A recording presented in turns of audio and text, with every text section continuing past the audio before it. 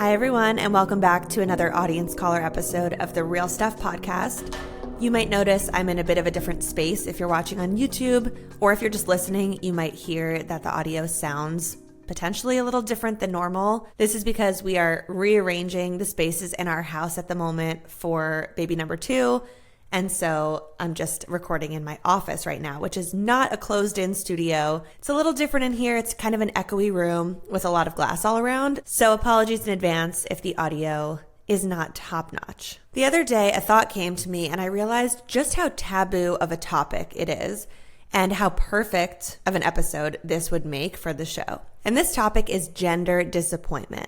When I say this, I'm referring to that feeling of sadness that someone might feel when they find out that their baby isn't the sex that they were maybe hoping for. And I want to start off this episode by mentioning, of course, that there is a difference between gender and sex when it comes to babies. Sex is the biological trait, the genitals that you were born with, whereas I believe that gender is more of a social construct and that someone can be born one way but then identify as a different gender. Personally, when I talk about the sex of babies, I use the word sex. You've probably seen online whenever I've posted those videos of us finding out our kids' sexes. I called them sex reveals instead of using the word gender reveals. I don't get offended or upset when someone else calls it a gender reveal. I just aim to personally use the most inclusive language I can, and you can't go wrong with saying sex reveal. All this said, I am still titling this episode Gender Disappointment, and I'm referring to sex as gender throughout some of this episode.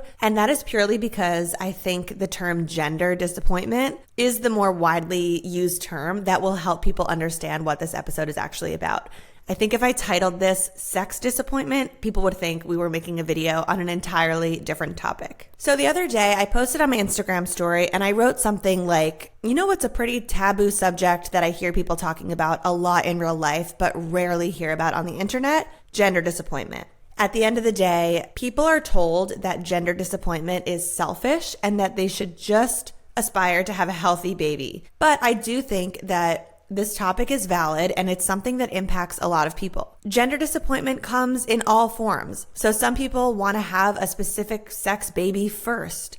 Some people want multiples of the same sex. Others want at least one of each sex. A lot of different factors come into play. There are a lot of different reasons why someone might have a preference for the sex of one of their babies, as you will hear today. And I wrote on my story, if you have a personal story that you are open to sharing with us, please send us an email to therealstuffpod@gmail.com and tell us about it. And the emails started rolling in. So we heard from all sorts of people from all over the world. Everyone had a unique story about gender disappointment in its various forms. And we at the show ended up picking 4 people with very different stories to feature in today's episode. And I hope that by sharing these stories, it helps you feel, as a listener, way less alone if this is something that you are currently going through yourself. Before we start, I want to talk briefly about how this discussion might be triggering for somebody out there who is experiencing any degree of infertility or any trouble getting pregnant, particularly those people in my audience who are going through IVF or who are doing everything they possibly can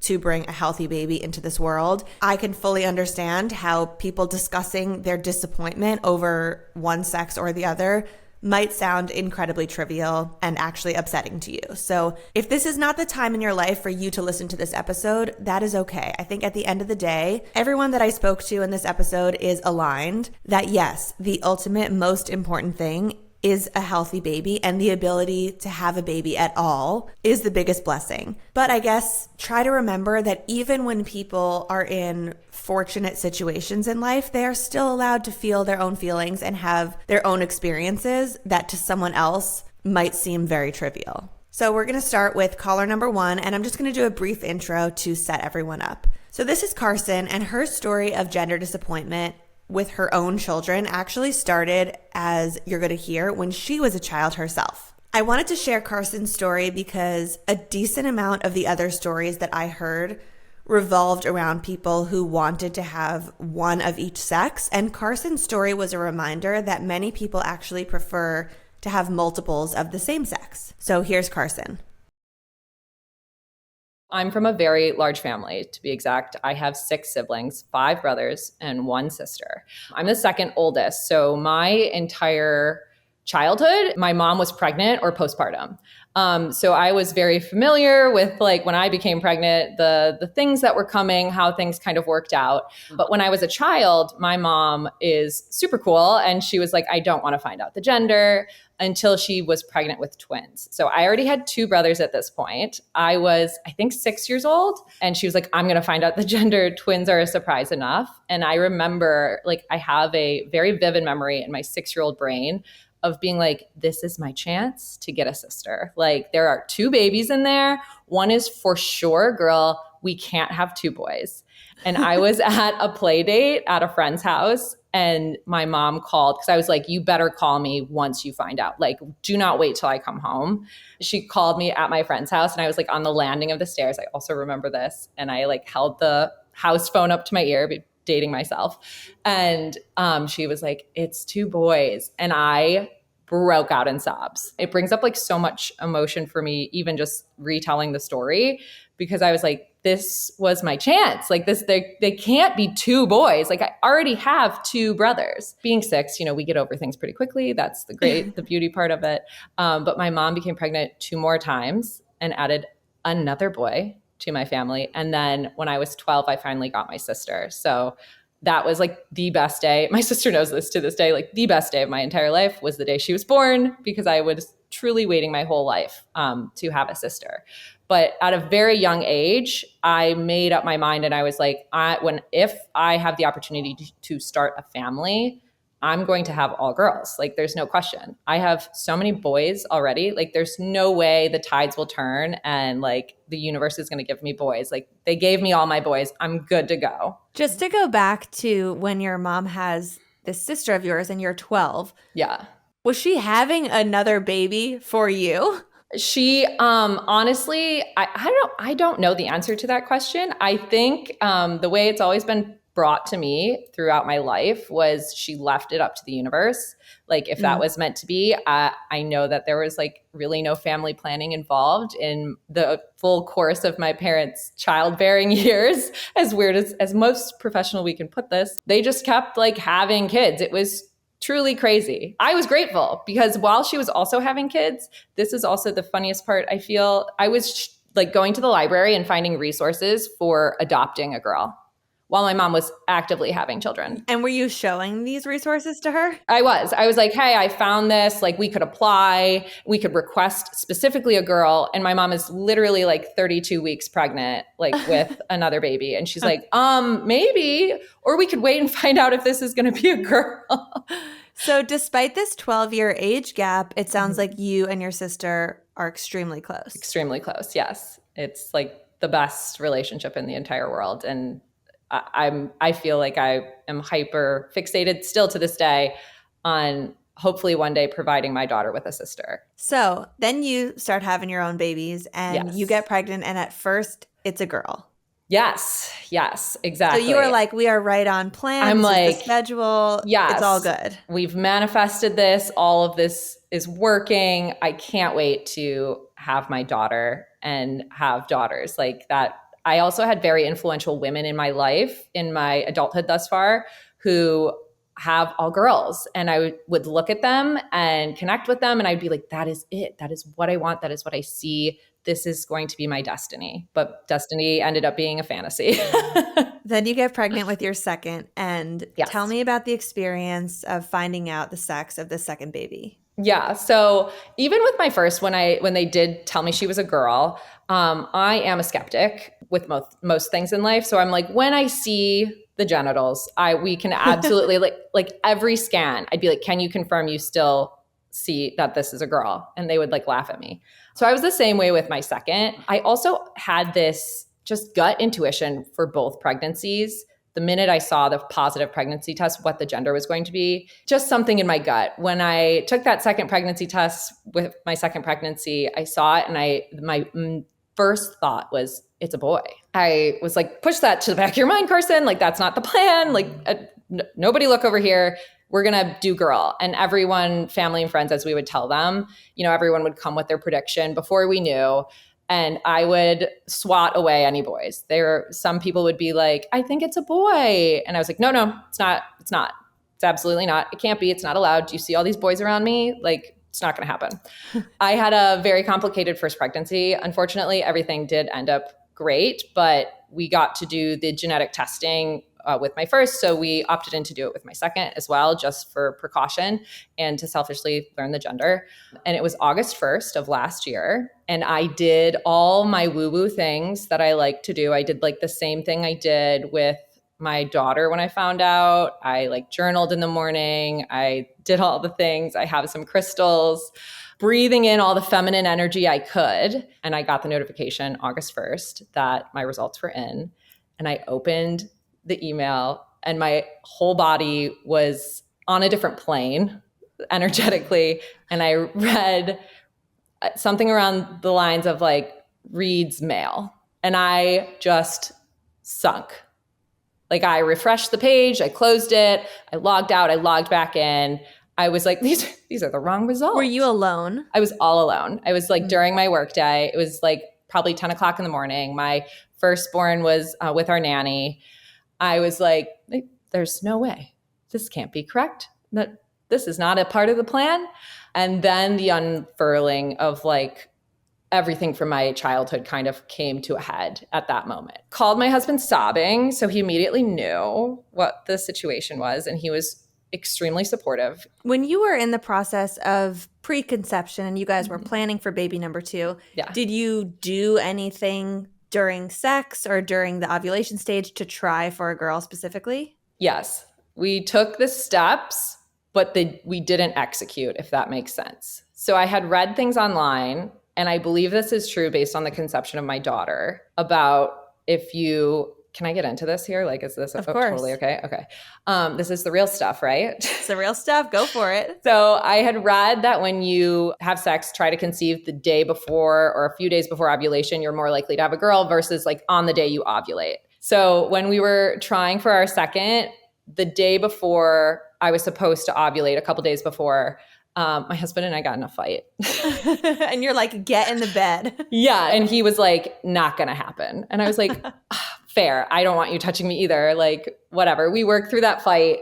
And on my actual ovulation date was when we ended up conceiving our son. And I think that's part of the reason when I had that gut instinct of like, this is a boy, was based on that research I have done. Who knows if it's valid, but I know that there are studies out there either way. But that was the hope and the intention, was that this conception was going to happen like pre-ovulation to heighten our chances for a girl. So now in the second pregnancy, you have this breakdown at first. Your husband is very understanding. But then what happens? How do you go through the rest of this pregnancy feeling this way? And how did your feelings evolve? I just honestly rode the waves of grief and like leaning into grieving this fantasy of a life that I had created and coming to terms with that and in real time with myself and with my husband and with those around me. I gained a lot of perspective from friends and other people who were, you know, having babies. And I definitely got fed the perspective a lot of like, you have one of each, like you're so lucky,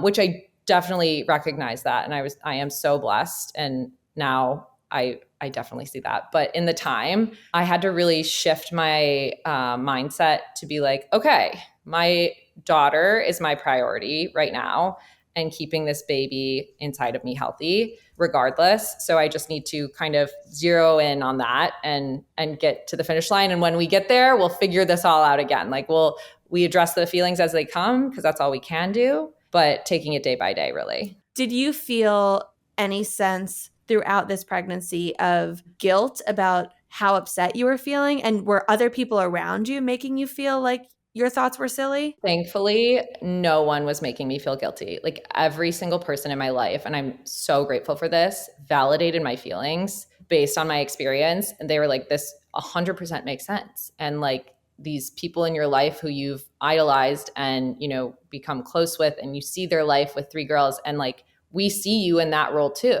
I personally felt so much guilt. I still kind of wrestle with the guilt to this day when I look at my son and I'm like, I can't even believe I felt that. Like, I can't believe I wasted time, but all for of reason, of course. But yeah, I definitely struggled with the guilt. After your son came, was it an immediate connection where you just felt like, of course, I love this thing? Immediate. And that was leading up to delivery, the number one thing that I was most anxious about. And because I had so many complications while I was pregnant with my daughter, I had so many opportunities to bond with her, it felt like, because we were doing scans and non-stress tests and checking things all the time. So I like saw her in there, knew her in there. We were like walking in sync with each other throughout the pregnancy. And when she came, I was like, I just can't wait to meet her. Like, I feel like I've known her all along. Where with my son, he was so chill the entire pregnancy, still is to this day, where I was like, are you in there? Or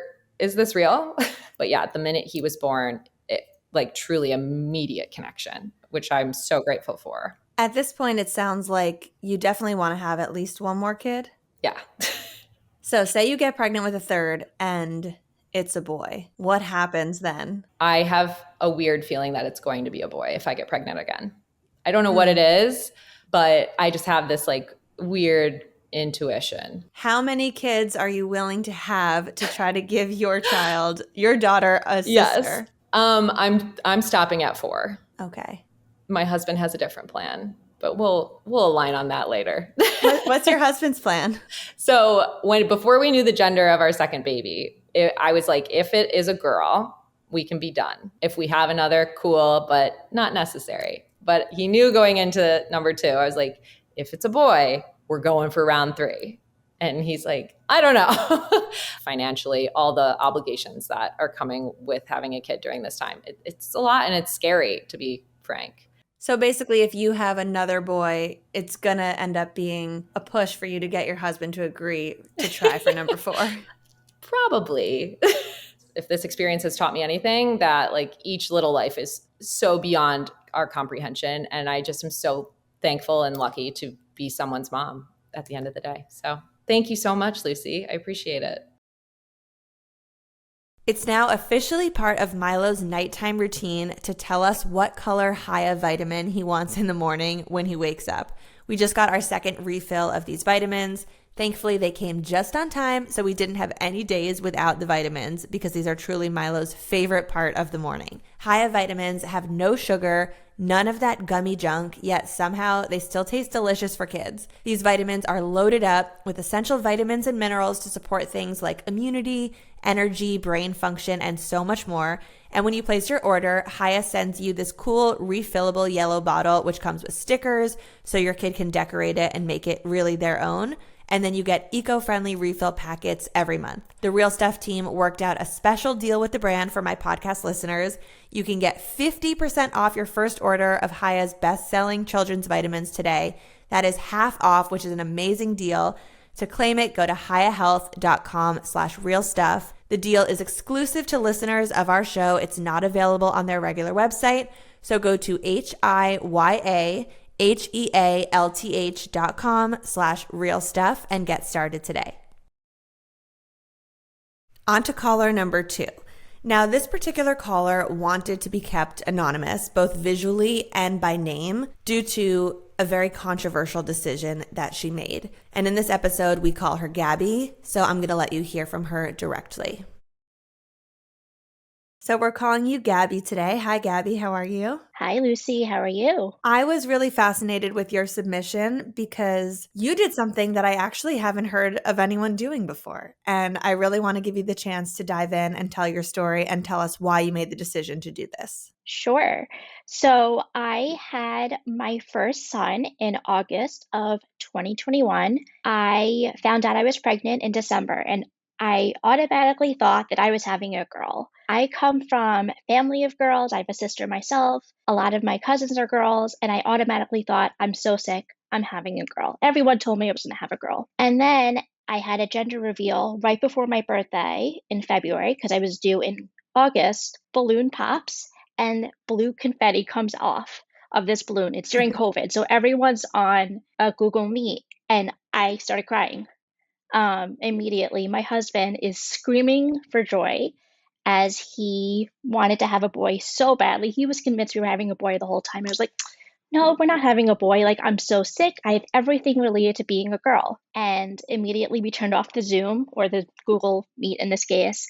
And I just had a breakdown. Just my own history. I don't have a good relationship with my father. And my husband lost his father at a young age.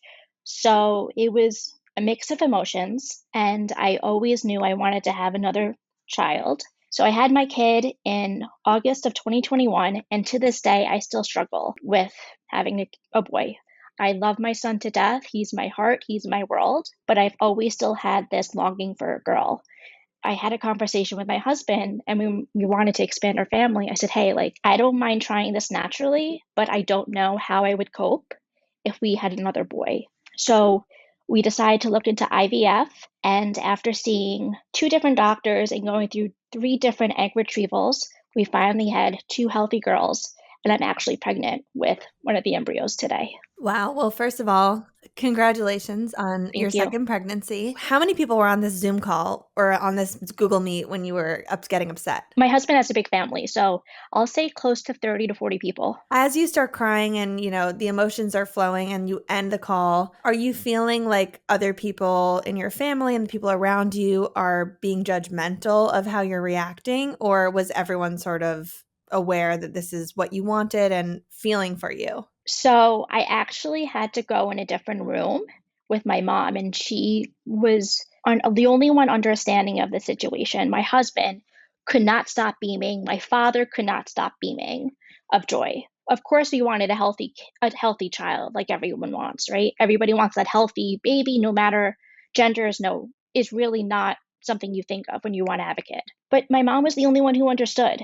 She knew that having a boy would be complicated. I always said if I had a boy when I was younger, I don't know how I would go over a bris. When in my faith, like when you have a boy, you have a bris and this whole ceremony. I just didn't know what I was going to do. I came from a family of girls and I just didn't know what I was going to do with a boy. So you have one sister I have one sister, and no brothers. no brothers. What were some aspects of potentially having a girl that you would dream about and think about and that were very exciting to you that you felt like you lost once the blue confetti came out? So I was dancing since I was from age 2. So the dance classes, the makeup, the hair, the nail salons, all those typical girl things. And I watch my friends who have girls right now all do that with their girls. I take my son to soccer class and sports class and karate, but it's not the same experience. Does it ever cross your mind that given that it's 2024 and gender is just a construct, whatever,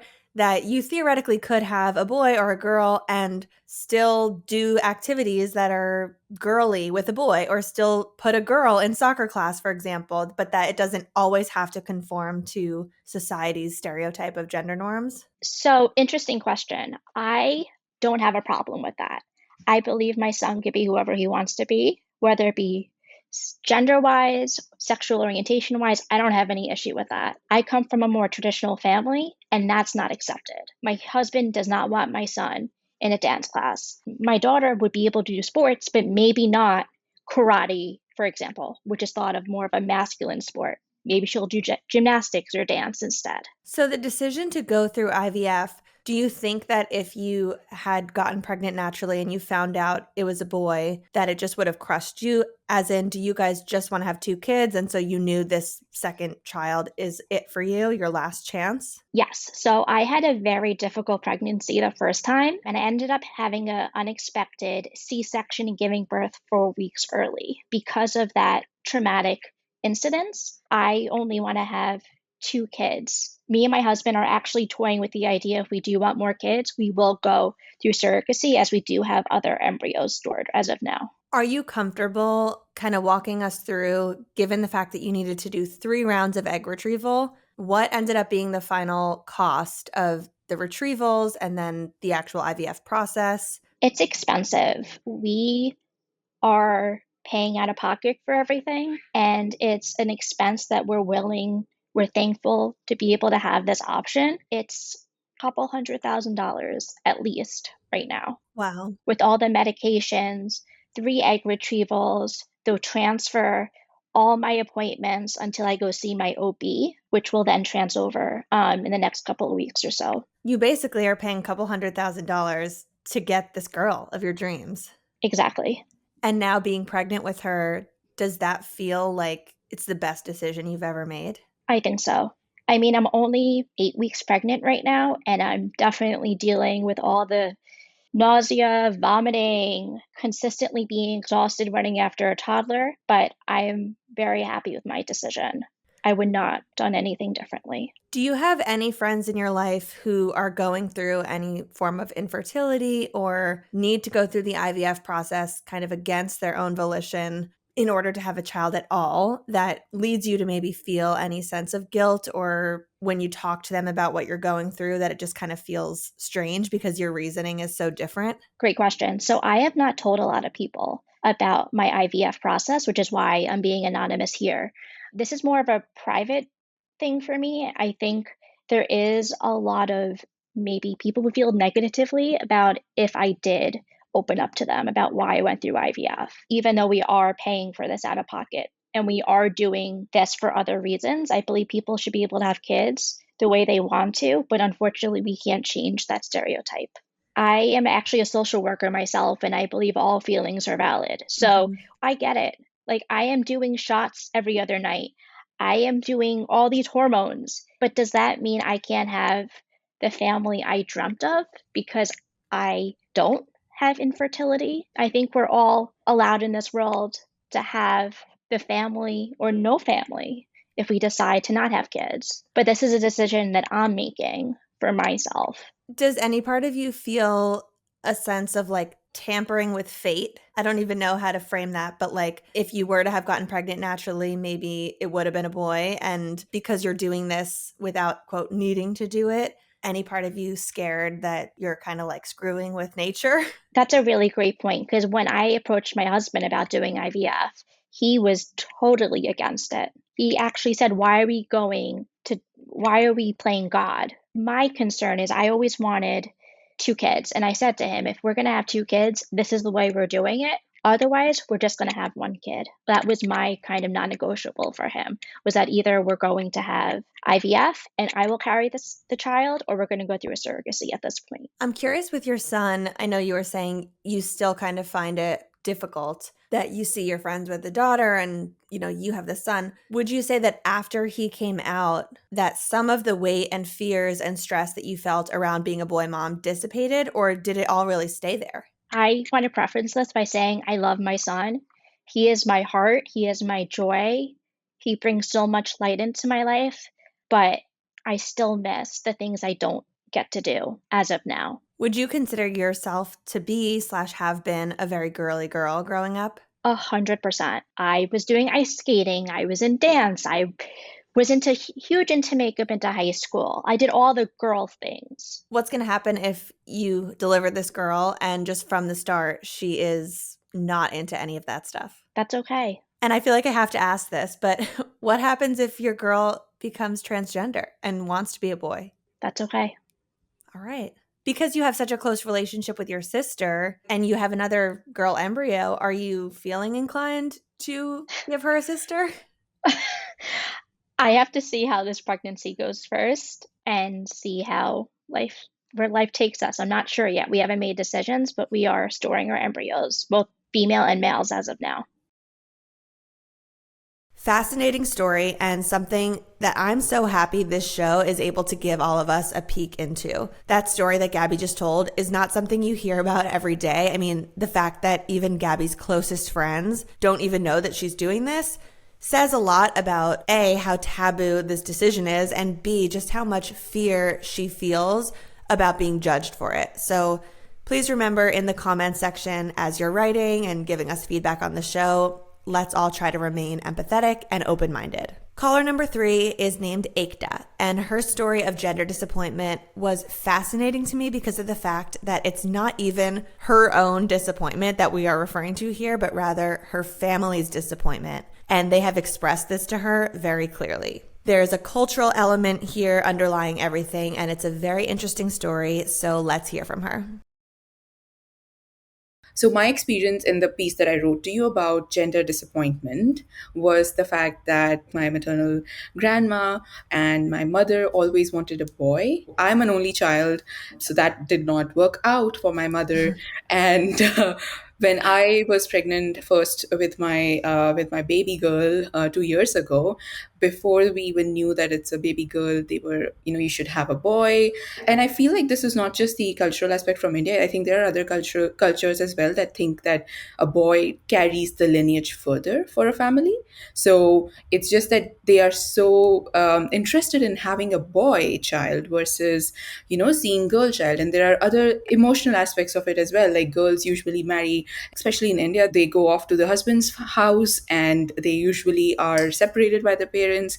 Obviously they will meet, but in the older days they would just get separated and all of that. And then you have to pay for the girl's wedding and all of those aspects that come into the picture. So sometimes having a girl child weighs a little more on any of the parents that are expecting girls versus having a boy child, which is fairly easy. So obviously my the expectations from my maternal grandma and my mother was also on the same side, that you should have a boy. I ended up having a girl. I love my girl, and me and my husband, we wanted the baby girl as well. Like if you would have asked us, we would have said girl without a beat. The one statement that I heard from my nani is that, sometimes it's okay, like the first mistakes usually are acceptable. That's when I was like, what do you mean by mistake? She meant, you should try again. Maybe you will have a boy again next time. And so, that completes the family. Did she say that to you after your daughter was born? No, so because I'm in Canada, so I did not mention to you the before. So we did find out, we did a gender reveal. So we found out about 6 months into my pregnancy that I was having a girl. So obviously we told her, she was back in India, and we told her, and so she said that at that point of time, like, it's okay, it happens. Like first time is okay. So when they said that, I corrected them. I'm like, it's not a mistake. It's a happy, healthy child. And we are more than happy that she is a girl because we wanted a girl. It just feels to me that they think it's the woman's responsibility. Because we deliver the child, it's on us that we deliver a boy or a girl. So if we don't deliver a boy, it's like a woman's, like, I couldn't deliver a boy, but that's not the case. Like, that's not science. The chromosome that makes a baby boy or a girl, especially a girl, the chromosome comes from man. Even if and this is just my perspective, right? But if you look at rural India, like, there are still some rural parts of India where probably there are still people who are thinking, it's the woman's fault. Like, she cannot deliver a boy for the family. Basically, she has nothing to do with it. I want to go back to your grandma having your mother. Was Yeah. that her only child? No, she has 4, and she has 2 boys and 2 girls. And then your mother having you. When you were born and you were your mother's only child, and she got this girl that clearly her mother maybe said the same thing to her of first mistakes are often ignored. Did your mother feel like she should keep trying too? Was she feeling pressure to have a boy as well? So she did try. Unfortunately, her second pregnancy was an ectopic pregnancy, so that did not go through. So they did try for another baby. I don't know if it was specifically for a boy, but yeah, they did try, and it didn't happen. But honestly, growing up, like, I really don't want this to be like a sad or a sob story. I had the happiest and the most amazing childhood. My parents were amazing. My mother, as I told you, right, like, she is an enabler. She made me the woman that I am today. She is the reason why I am what I am. But this is one aspect where, as you age, I feel like she's going back to, sometimes she goes back and forth in these things. I don't know. We are having a gender reveal this Saturday about the second one. If it's a boy, at one point in my head, I had this understanding, or I had this thought, that if it's a boy second time, at least I'll get them off my back, and they'll not be like, oh, you should try again or something of that sort. Because in passing, I did tell them that if it's a girl, like, second baby is it. Like, we are not trying for a third one as of now. That's what we think, that this is it. This is our family.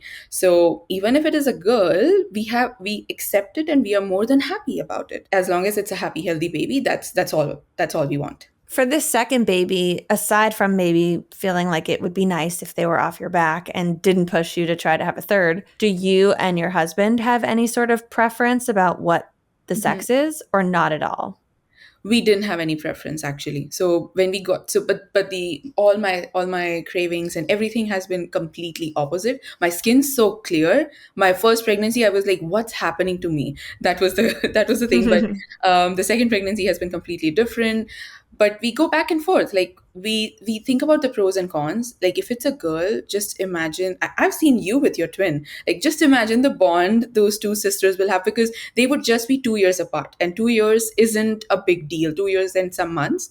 We weighed the pros and cons, so we don't have a preference. Obviously, you think, like my husband said it to me once, like maybe having a boy would also give you another aspect of motherhood because you've been a girl mom so far. So it'll give you the lens of how what a boy mom has to go through or what a boy mom looks like. So that was just one thing that he said, but he also feels the same way. He's like, whatever it is, we are happy with the outcome. We wanted a sibling for our daughter. We are getting it. We are more than happy.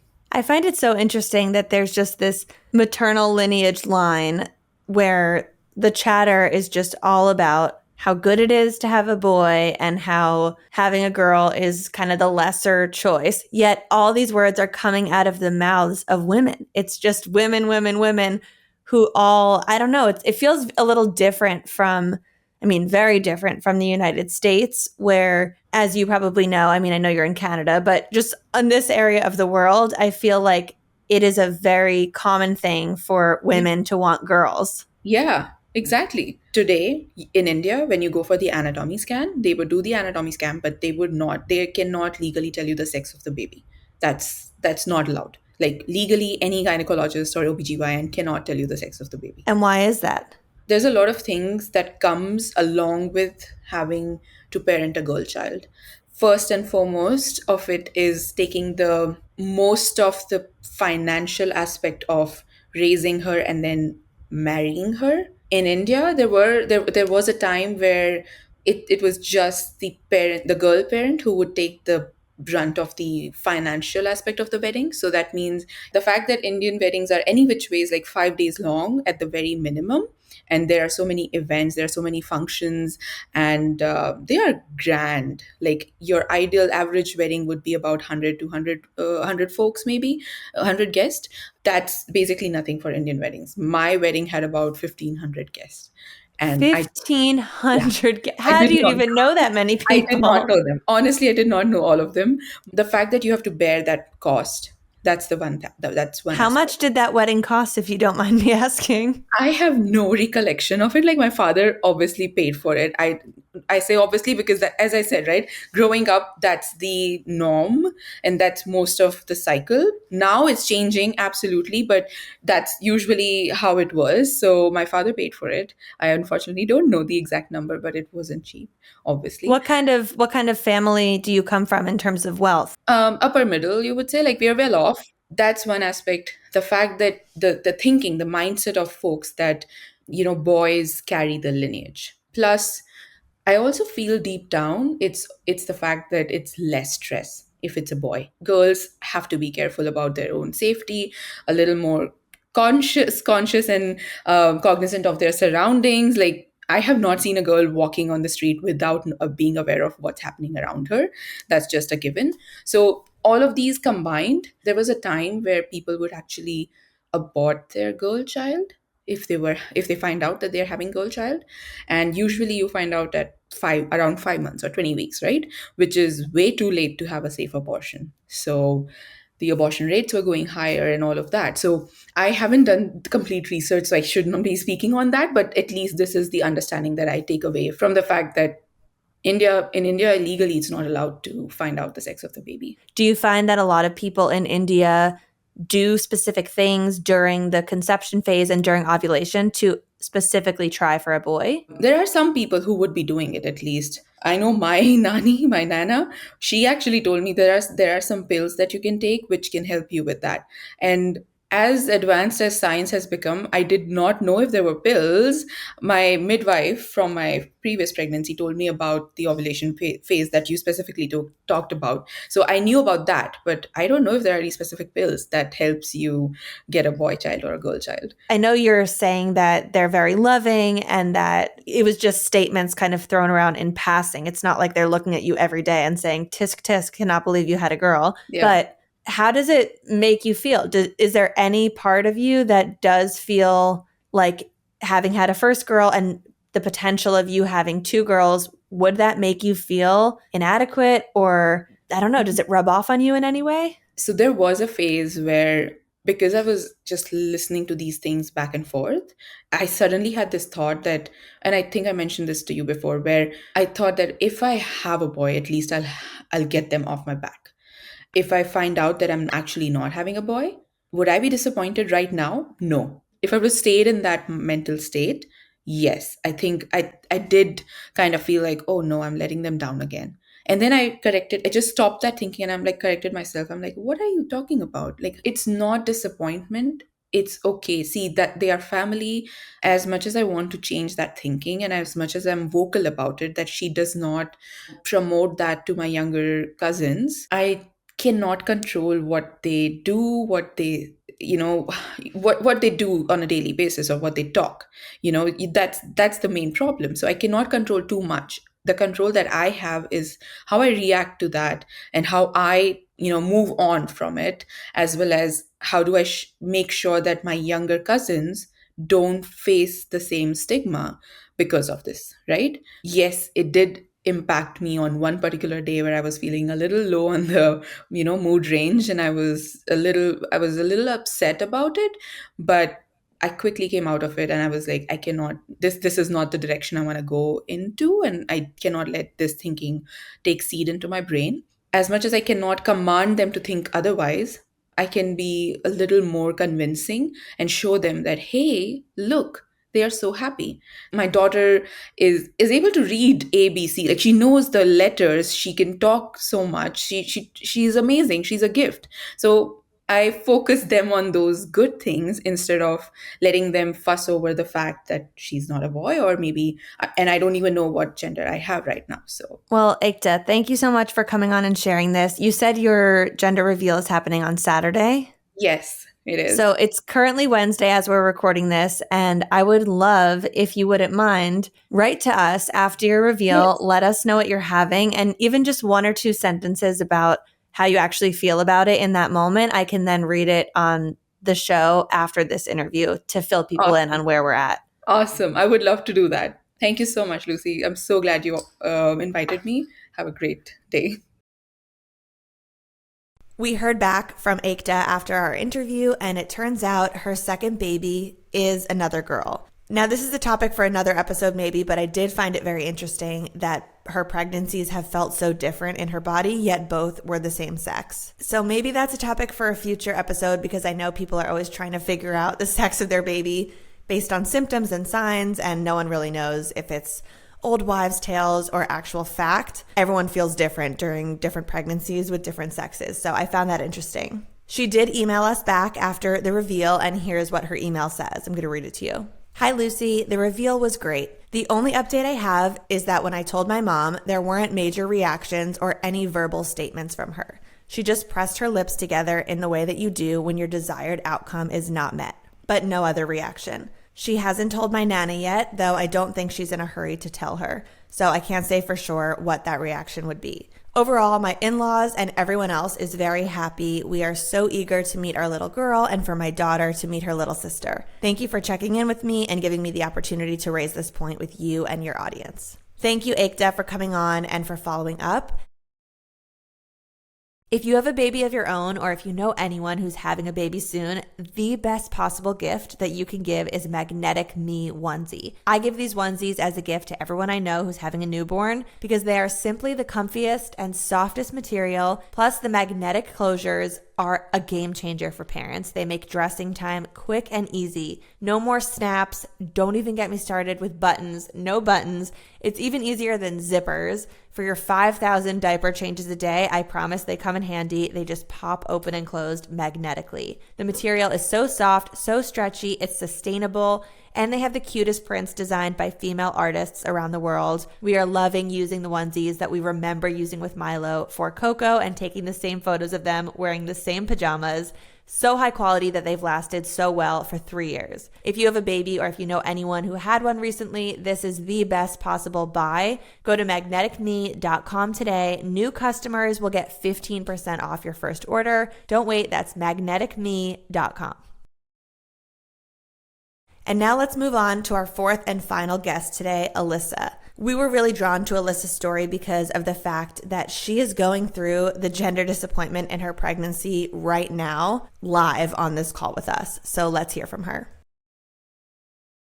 I have a son who is 15 months old, and I am at the very beginning of my second trimester with my next baby. And this time around, I wanted to do an early gender screening test called Sneak Peek, which I hadn't heard of my first pregnancy. When I heard of it, they claimed that it's extremely accurate based off of their own study that they conducted in-house. But I did this test. It's an at-home blood test. So you can do it at home or go into a lab. I just did it at home. It is very painless and easy, I will say. And I got the results back, I think in 2 business days.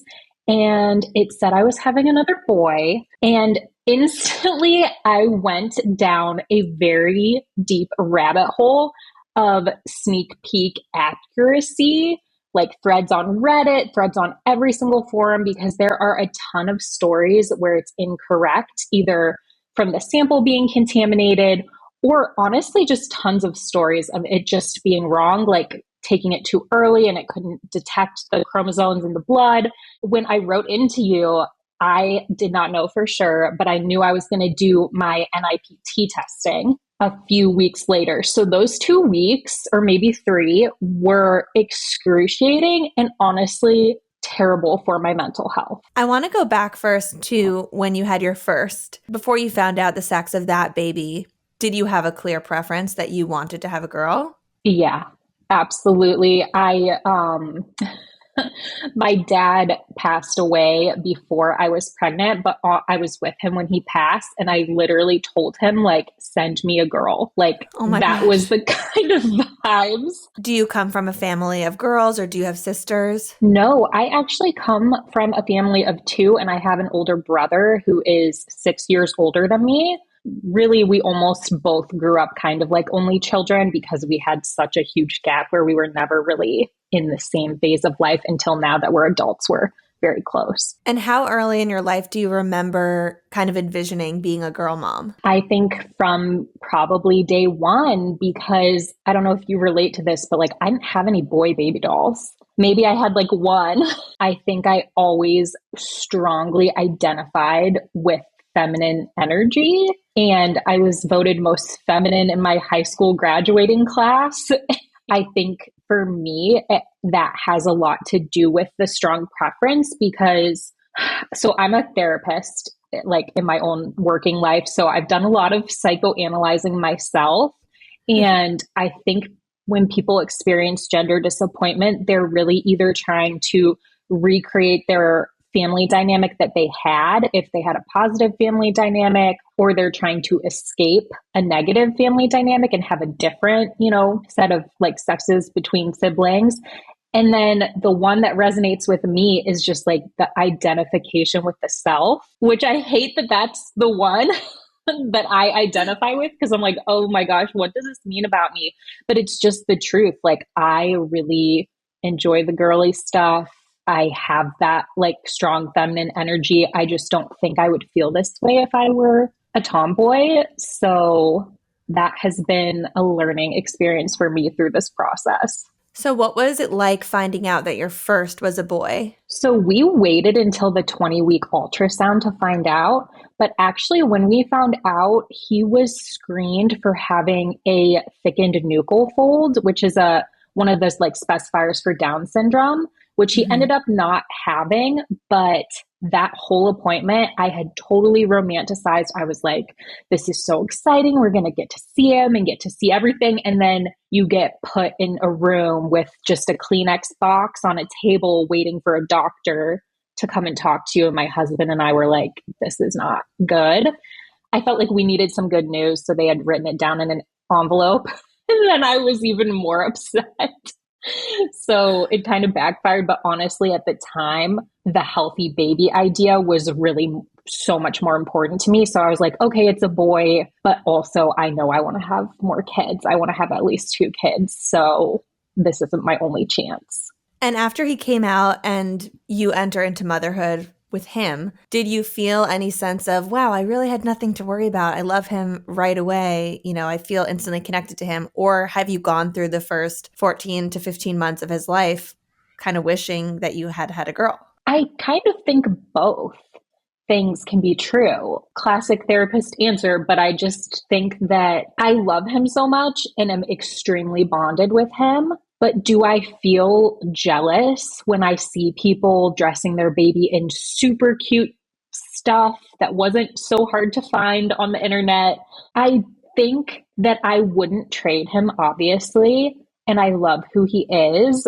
But I also think that, like, if I could design my life, which I can't, if I could control it all, I probably would have had 2 girls. Like, that would have been my ideal. So you take the sneak peek test, which I just want to give some background because this is a test I've heard of. I didn't do it myself, but I did consider it because I was very interested, especially the second time. You want to know what's going to happen. It's a test they send to your house. They tell you very clearly to have no male present while you're drawing your blood, because apparently if your husband or if a male is anywhere near the sample and gets a Y chromosome anywhere near the blood, it could register as a boy when it's actually a girl. But I'm pretty sure if it comes back as a girl, it's like that is 100% accurate.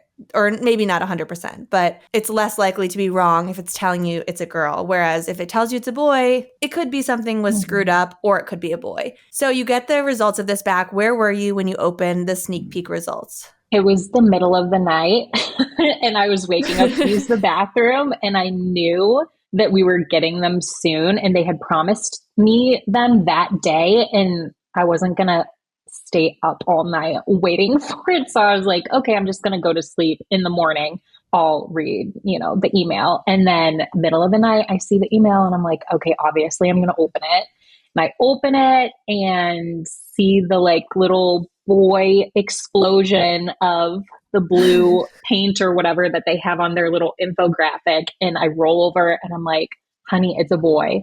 And he was like, oh my gosh, just shocked, because we really both thought we were having a girl based off of some timing things that happened when we conceived. So he was shocked, but excited. And I was shocked. And I don't think the full disappointment set in, but it did take me 2 hours to fall back asleep. So you get the results, you're shocked. Did you immediately think, okay, but it's not 100% yet? I still don't know. Yes, but also I hadn't gone down the full rabbit hole quite yet to know that usually when there are incorrect results, what you said is right. It usually is the male results. It gets contaminated somehow with male DNA. And so reading story after story then really put it in my head of okay, this basically puts my chances back at 50-50. So why did I even do that? Okay, so now I need to know, do you have the actual answer yet? I do. Are you comfortable sharing? Yes, of course. I am having another boy. So it was right. It was right. And when you got the results of the NIPT test, which is more accurate than the sneak peek, how did that feel? That kind of being the final, pin in it where this is the answer, this is what you're having. Yeah. I think I went through and am still going through, honestly, the stages of grief, bargaining, anger, sadness, depression, crying. I mean, it's been very so much harder to process than I thought it would be for me. And also incredibly isolating because my husband comes from 2 boys. They're best friends. They own a business together. He's living his dream. And so I have felt really isolated in the whole thing as well. What is it, do you think, about having a girl that, aside from the cute clothes, that you are most upset about missing with having 2 boys? There's a lot of things. But I think for me, maybe this won't be as true in our generation of parents, but I feel like you typically see girls staying close to their moms for a lifetime versus the stereotype of like boys get married and like don't talk to their parents anymore. Which who knows if that will be true, but I guess feeling like I was going to have that lifetime of like connection with a little girl who would eventually be a woman was just really exciting to me. Is that the example that you have in front of you with the way your brother's relationship is to your parents versus yours? No. So I guess it's not based in rationality. We're both really close with our mom. And yeah, and we always have been. So it doesn't seem like it's specific to sex, but also, I don't know. I just think you kind of envision it one way in your head, and that just is where your mind goes. And do you and your husband feel set on two, or do you feel like you would try again to see if you can get that girl? So this is my current conflicting thought process, because I have always thought I will only have 2 kids. I feel like once you get into 3, 4, 5 kids, like they start to not get as much attention. And my husband and I both come from a family of 2. But I will say, as soon as I found out it was a boy, I was like, well, I guess we're having 3. Like, and I think I need to do a lot of mental work myself in therapy to be okay.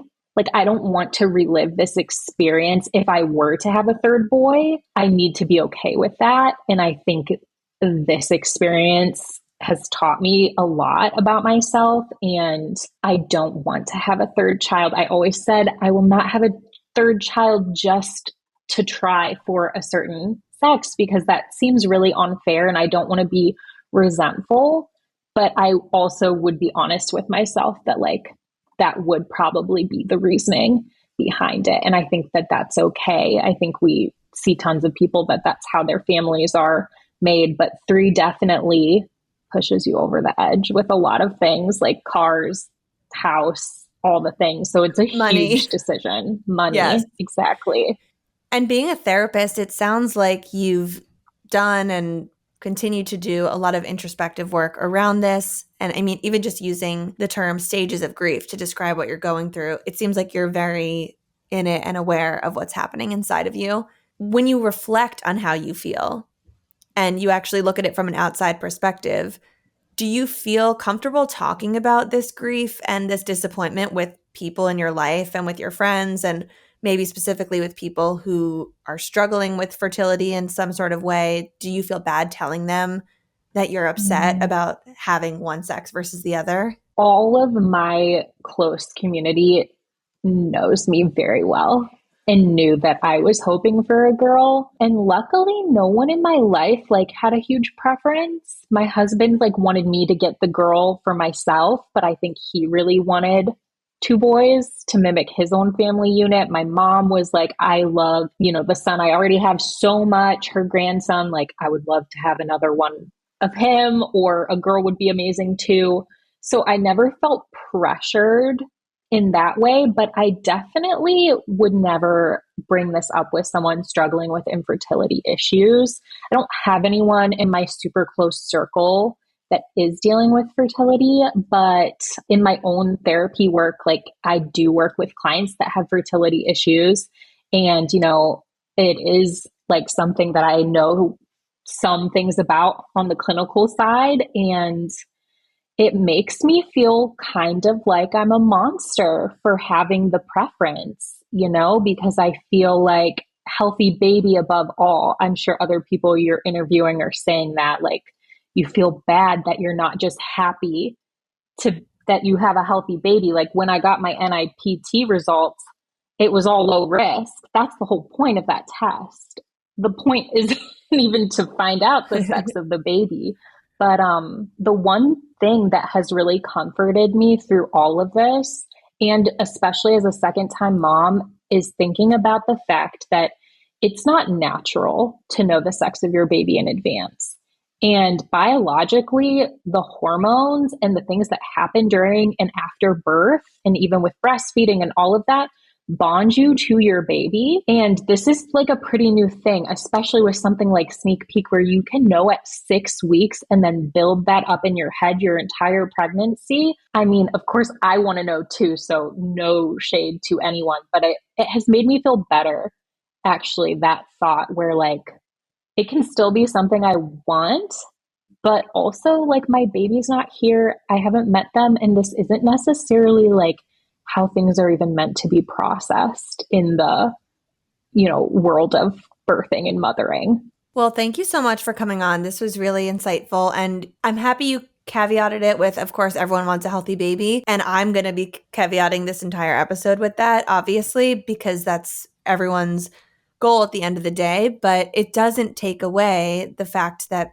people, for whatever reason, and you gave a few reasons why someone might feel this way, maybe have a preference about the sex of their baby. And almost all the callers that are coming on today are just shedding light on different reasons why that might be. And I hope normalizing it, because what I personally want to help is people out there who are maybe feeling these feelings of guilt or feeling the stages of grief internally and feel so bad about it. I just want them to know that they're not alone and that it's a normal thing to feel. And also to hear stories of people who felt it too, and then it kind of dissipated once the baby came, and, give them hope that they're not going to be grieving forever. Yeah, totally. So thank you so much. This was fascinating. I'm wishing you a healthy second pregnancy. Thank you. You know the phrase, one person's trash is another's treasure? I simply can't help but feel like that sentiment applies to this topic a lot. And not in the sense of trash and treasure, but something like one person's worry is another's biggest blessing, meaning someone's worry about a baby's sex might to another person feel completely ridiculous because of their difficulty conceiving any baby at all. And I know I mentioned that earlier, but it's worth calling out again, specifically with so many of my followers that I know have gone through various infertility struggles. But to hear a guest like Alyssa use the phrase stages of grief to describe how she's feeling during this time was a major eye-opener for me. It reminded me of the fact that everyone is going through their own life journey and a unique experience. And I hope that you found this episode fascinating and entertaining, even if it's not applicable or relatable to you at all. Thank you so much for listening to the episode. And if you're enjoying the show, please head over to Apple or Spotify and leave the show a rating or a review. If you do that, please send us a screenshot of the review over to my Instagram DM, and I'm going to send you a personalized voice note back thanking you for your time and for your review. And we'll see you next week on The Real Stuff. Thank you so much for tuning in to The Real Stuff. I'm Lucie Fink. Don't forget to follow the show on social media at The Real Stuff Pod. And if you're liking these episodes, please head over to Apple Podcasts and leave us a written review. It helps the show so much. And if you're feeling called to come on the show, visit luciefink.com/apply and tell us your story. We'll see you next week for another intimate conversation on The Real Stuff.